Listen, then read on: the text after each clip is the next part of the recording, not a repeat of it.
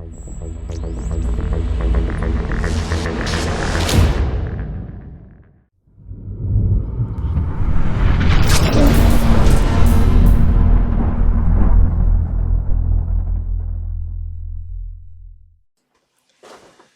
everybody, Ronnie here. So I am ready to go back on the road. I came in, I got sick. It was not good. And then when I was finally feeling a little bit better, it was like Memorial Day weekend. And anybody that ran over Memorial Day weekend, you know that the loads were a little bit sparse and not paying quite so well. So I decided to just go ahead and wait till after Memorial Day. And here we are, Tuesday, the day after Memorial Day. And that's good. The cool thing is the load picks up just right down the street from me. I have a 19-mile deadhead. Pick up my load. It's going to be a load of cereal, and I'm going to take that to Salt Lake City. I'm making this video here because right now because I don't pick up until 5 o'clock. So I was looking at the Raycon, and it has my delivery set for 9 a.m. and I was like, oh no, that's bad.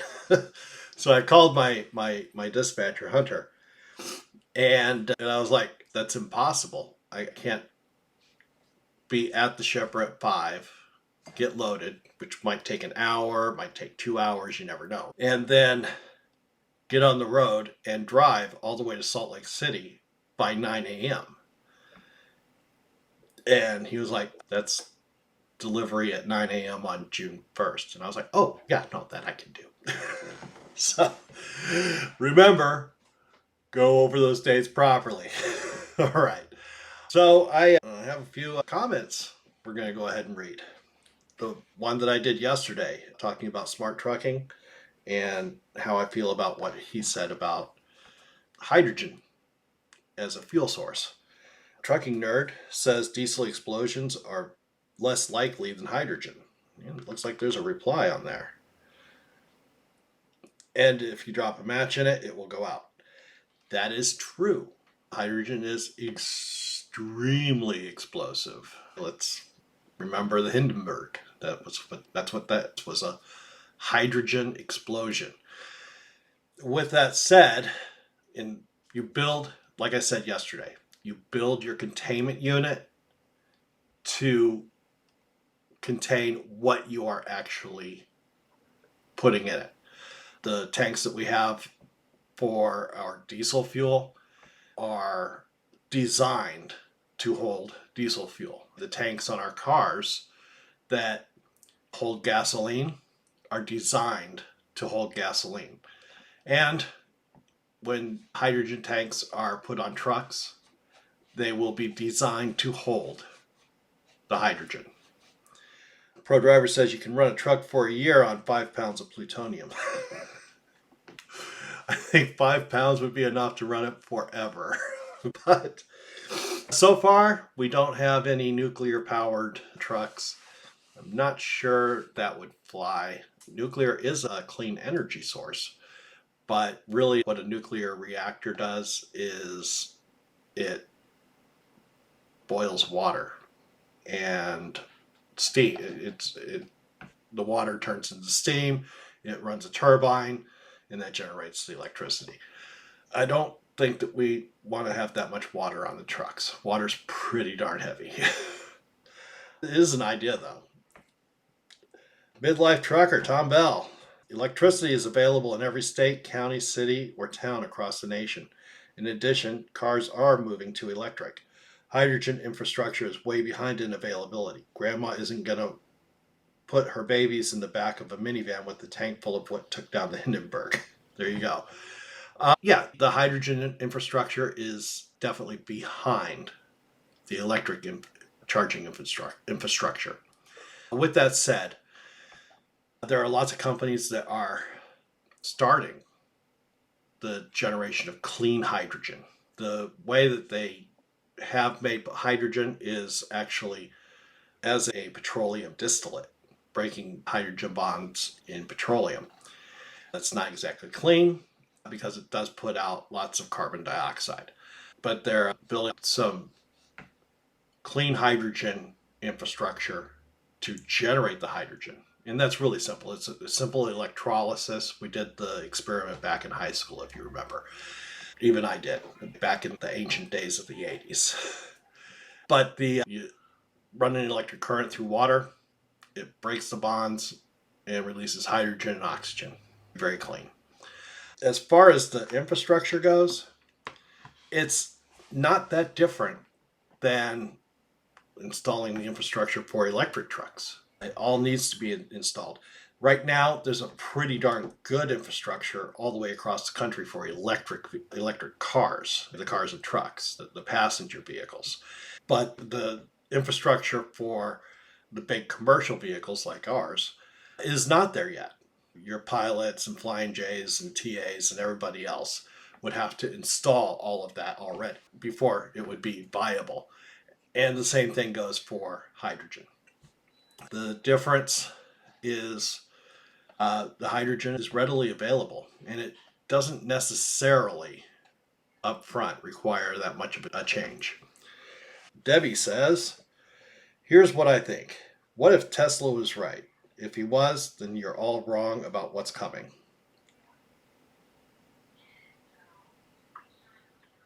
Tesla, not the car company. Nikola Tesla. He was right about a lot of things. He was also a nut job extreme. I'm not quite sure what you are specifically talking about, Debbie, but yeah, let me know which statement that Tesla made that you are specifically referencing. And Chris says he's a good guy. He's just old school. They're talking about smart trucking. Yeah, he seems like a really great guy. He's Canadian. All right. They're all really nice up there. But yeah, you're right. He's very old school. And sometimes change can be scary. I'm not saying that he's afraid of change. I've seen some things that he's talked, some changes that he's talked about that he fully embraced. But yeah, change can be scary, and this is probably one of those situations. From when I called Peterbilt again, Jason says things like this is what keeps me from coming aboard. I wouldn't let something like this keep you from coming aboard. The fact of the matter is, this is not a super ego problem. It's not a trucking company problem. The entire problem was with the Peterbilt dealerships. They dropped the ball. You can't make a dealership fix your truck if they can mask the problem. And that's basically what happened. I'm not saying that they did it on purpose. I'm not saying that there was any ill intent involved. But what I am saying is it's the fixes, the quote unquote fixes that they did were basically just masking the problem. They didn't necessarily realize that's what they were doing. But they weren't just masking the problem. The problem, of course, did come back. Fortunately, I've run many thousands of miles since my last time with the folks over in St. Joseph, and the truck is doing great. But like I said, this isn't a super ego problem. It's not a carrier problem. It's not a trucking company problem. What it is the Peterbilt problem. And if you are waiting for a perfect truck to come out that you never have to put in the shop, then you're right. This is not for you. If being afraid of a truck breaking down is going to be a deal breaker for you, don't pull the trigger, because your truck will break down at some point. Shane Atwell says, I told you my Pete was doing the same shit. Get rid of it. my Pete was doing it. When they finally got around to changing parts, they fixed it. I still like my truck.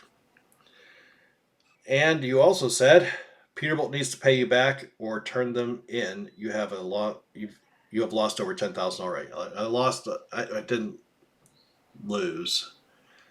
I lost the opportunity to earn. way more than 10,000. God is One says, I do have an LLC. I work for Super Ego Lease to own, but my authority isn't activated yet because I need truck for insurance. Any help what to do through Super Ego to activate my business? Super Ego has nothing to do with activating your business. And this was from starting your trucking business video. But yeah, Super Ego's got nothing to do with that. Your business is your business. You get a truck when you go to Super Ego. So if you are in a truck that you are leasing to own, then that's all handled. I don't know how this is going to look, but with a cut. But yeah, I just got a phone call.